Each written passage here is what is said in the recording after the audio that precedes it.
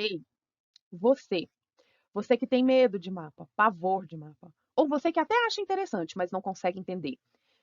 Será que você é aquele aluno ou aquela aluna que vive se perguntando o que são mapas? Ou que fica na dúvida, como será que os mapas são feitos?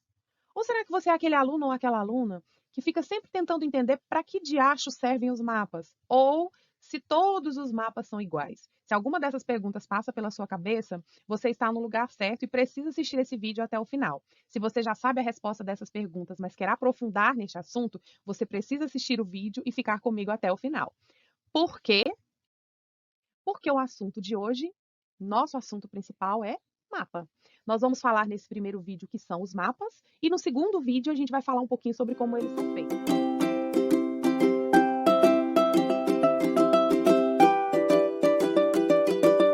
Na aula de hoje, nós vamos fazer uma parceria entre geografia e língua portuguesa. É isso mesmo. Para você entender o assunto que nós estamos falando, a geografia hoje vai fazer uma parceria com a língua portuguesa, com as professoras Ildete e Ana Kelly, para a gente tentar entender melhor o que é, na verdade, um mapa.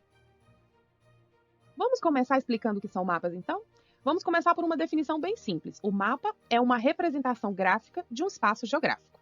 Repara que eu disse representação, eu não disse reprodução. Então, o mapa não reproduz o espaço, ele representa. Então, ele pega o espaço que é real e procura representar esse espaço usando alguns artifícios. Essa representação é uma representação gráfica. Por quê? Porque ela está escrita. Vamos ver um exemplo. Essa é uma representação gráfica de um espaço geográfico que é o território brasileiro. Ela não é uma reprodução do espaço, é uma representação. E como que a gente utiliza os elementos para representar o espaço? Então, neste caso, o território brasileiro foi representado através da forma, das cores e das linhas. Uma outra definição talvez mais completa seja essa. O mapa é uma representação plana, ou seja, ele é reproduzido numa superfície plana, como é um mapa no papel, um mapa na tela do seu computador ou na parede, e reduzida. Essa redução tem que ser feita de maneira muito rigorosa, até porque o mapa tem que tentar representar da maneira mais fiel possível o espaço real. E esse espaço pode ser a superfície da Terra como um todo ou apenas parte dela. Aqui, ó, nós temos um mapa que é uma representação do nosso planeta inteiro numa superfície plana, que é a tela do seu celular, e de um tamanho reduzido, até porque seria impossível fazer essa representação num tamanho real. Já aqui, nós temos uma representação plana, que é a tela do seu computador, reduzida, porque está muito menor que o tamanho real, de uma parte da superfície da Terra, que é a América.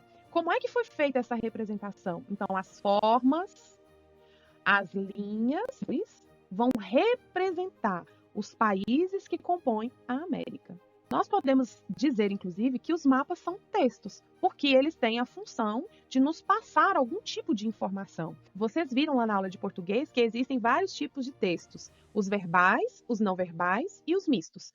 No caso do mapa, o mapa é um texto misto, porque ele apresenta uma linguagem verbal, através das palavras utilizadas, e uma linguagem não verbal, através das cores, das linhas e das formas.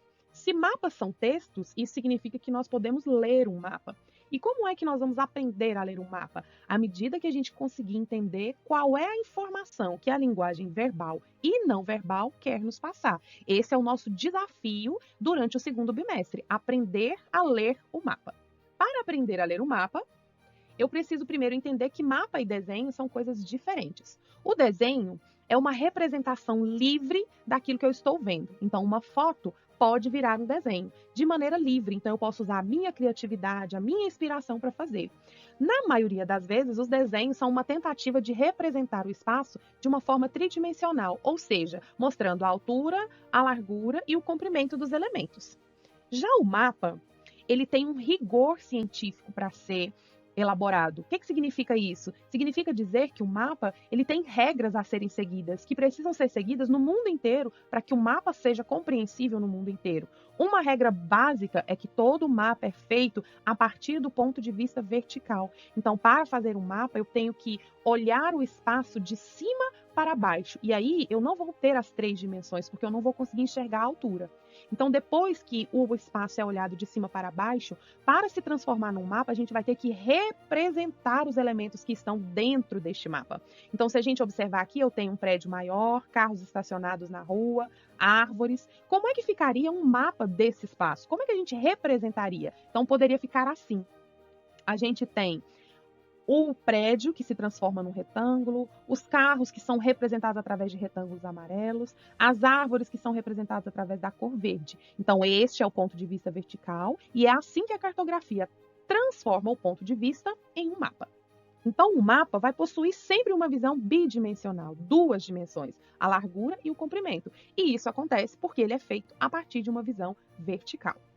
Agora, o mapa é a única forma da gente representar a superfície terrestre? Não, existem outras formas que nós vamos ver agora. A primeira delas é o globo. O globo é a forma mais próxima do real de representar o nosso planeta, porque ele tem o formato arredondado como o nosso planeta tem. O globo vai nos permitir olhar a Terra do jeito que ela realmente é, com a localização dos continentes onde eles realmente são, os tamanhos, as formas e as distâncias. Essa é a principal vantagem de se olhar um globo. Agora, olhando o globo, eu não tenho condição de ver a Terra como um todo. Quando eu vejo um lado, eu não enxergo o outro. Um outro problema do globo é o manuseio, né? Porque ele não é tão simples e fácil de manusear, ele é mais volumoso. Outra forma de representar o planeta é o mapa. Então, o mapa é uma representação, como a gente viu, plana da superfície terrestre. Como o nosso planeta tem um formato arredondado, todas as vezes que a gente vai transformar o planeta num mapa, o mapa sofre distorções, ou seja, ele vai ficar distorcido em algum ponto, às vezes no tamanho, às vezes na distância, às vezes no formato. Isso acontece porque seria impossível representar uma superfície esférica numa superfície plana sem haver distorção. Quais são as grandes vantagens do mapa? O mapa ele nos possibilita ver todo o planeta ao mesmo tempo, ele é mais fácil de manusear e o grande problema é porque ele traz distorções. A gente tem também o bloco diagrama. O bloco diagrama é um bloco realizado em 3 dimensões, altura, largura e comprimento, de uma parte da superfície da Terra. Normalmente, o bloco diagrama é muito utilizado quando a gente quer ver os fenômenos naturais do planeta, que envolvem, né, água, terra, ar, relevo. Então, são usados os blocos diagrama. Além do bloco diagrama, a gente usa muito também o croquis.